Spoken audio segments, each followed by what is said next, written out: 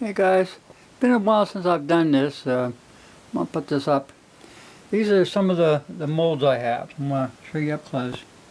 This one here is a 266-460. It's a 45 caliber semi-wide cutter 200 grain, and that's for the 45 automatic. This RCBS is for the 9mm. It's 115 grain round nose. This is Lyman-RCBS 495. It's 141 grain 141 grain wad cutter. This one here is the Keith type, the 358 429.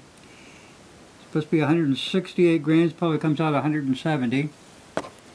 Right here's a 44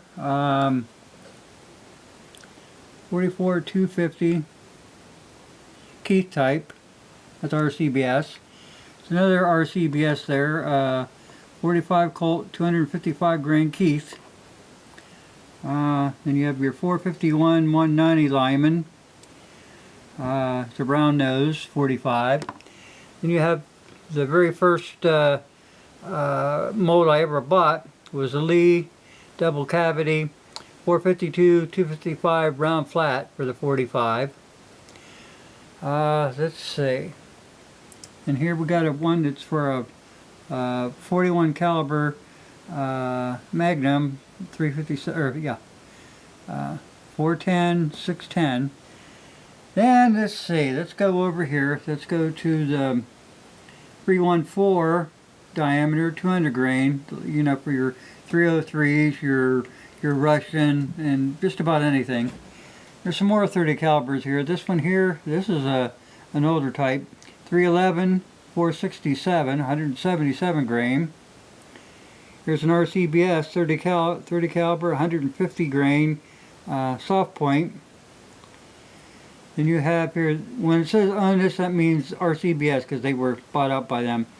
This is a 30 caliber 180 grain. Now go over here. This is a for your 223s and stuff. It's a 22 caliber 55 grain over here, and then you got a 243 95 grain. Then you have a 257 diameter 120 grain, and over here you have a 270 caliber 150 grain, and over here you got your RCBS. It's a 32 caliber 170 grain. Now the 32 caliber is also the same diameter as your 8mm, so you can use this for both. Let's go over here. This is from Thompson Center. It's a set of mold handles for these things here. Now this is a maxi ball 54 caliber 400 grain. And then this one here is a 50 caliber round ball. And that one, no, that's not. That's no, that's a maxi ball too. That's a maxi, just like this one, like maxi ball. They've never been used. They're still in the things. Here's something I got too, guys. It's by Shiloh Products Incorporated, and on the end, all it said was 54 round ball, 4 cavity, with handles, 457 diameter, and I got that when I had the Ruger black powder. I want you to take a look at this. What you have here is you got this side. You pour 2 on that side. You turn it over, and you can pour 2 more. There's 4. I never saw anything like it. In fact, until I think it was last year, I finally opened this thing up to look at it, and yeah, you got 4. It's hard to get. Yeah, you can see 4 cavities there.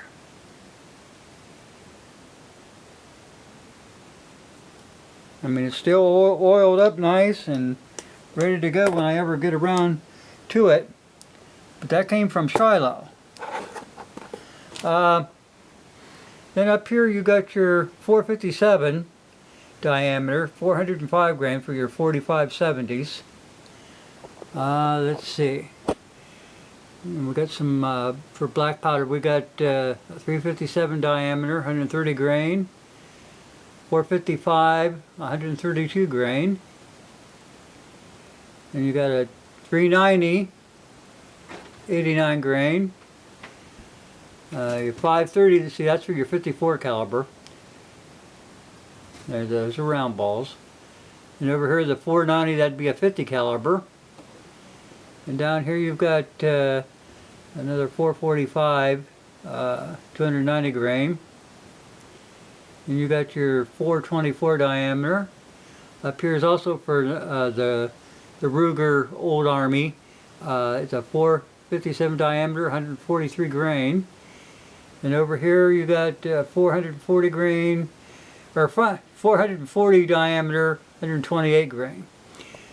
I just thought I'd include those black powder things in there too, because I think that every single person that reloads, you don't know what you're going to run into later on in life, and you may have a certain gun, a certain caliber, and you get rid of it, and you go to get something else and you don't have any reloading equipment for it whatsoever.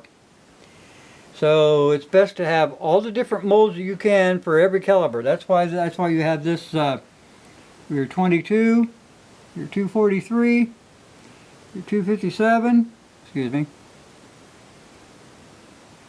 your 270, your 30 calibers, your 38 calibers. And then you got, for your pistols, you got you know, the 457, 452s, your 41s, your 38s, your 44 mags, your 38 specials, the 357, and your 9mm.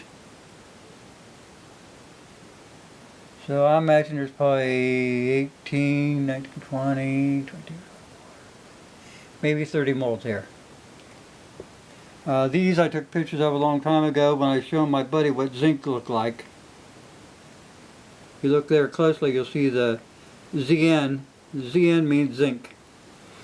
This I took a long time ago, and then I blew it up. There's 220 pound of lead. Now, if you look at some of the stuff, that was old pipe, lead pipe. So there was like 40 pounds of the lead pipe, and I melted that down for the muzzle loaders.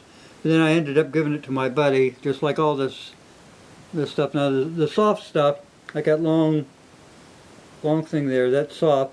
I saved all that stuff so I could use for the muzzle loaders. But I thought I'd bring this stuff to your attention. These are the molds that I have on hand. Tried to cover all the bases of every caliper I have, and what would be something that you would run into. I mean, you could run into a 243, you could run into a 223 caliber, a 257, a 270, and if you don't have any bullets for it, well, you're kind of screwed.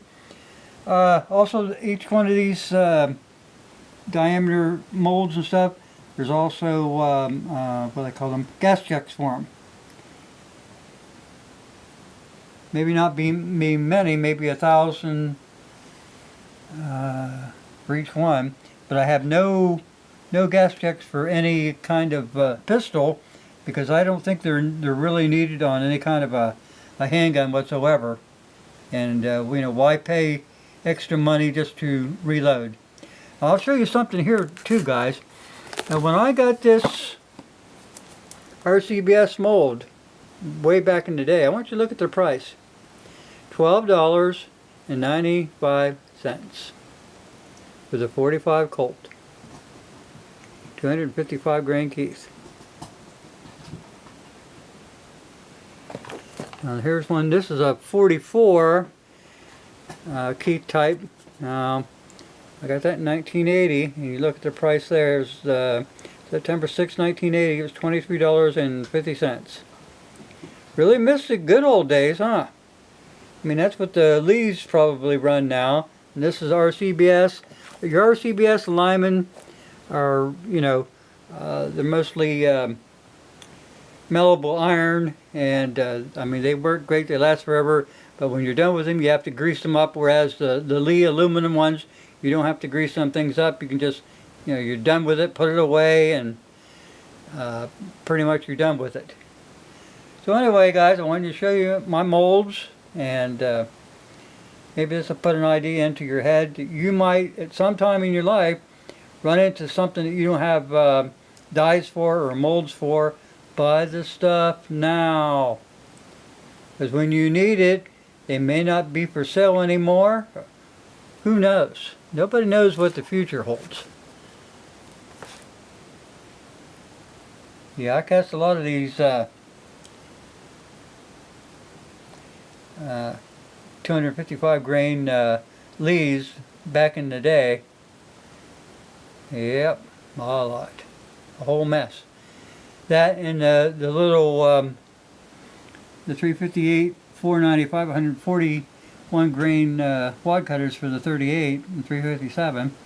Them things were really accurate. And my brother at one time had a Ruger single action with a 6.5 inch barrel, and that thing would cut clover leaves. Okay guys, anyway, thanks for watching. Sign off here.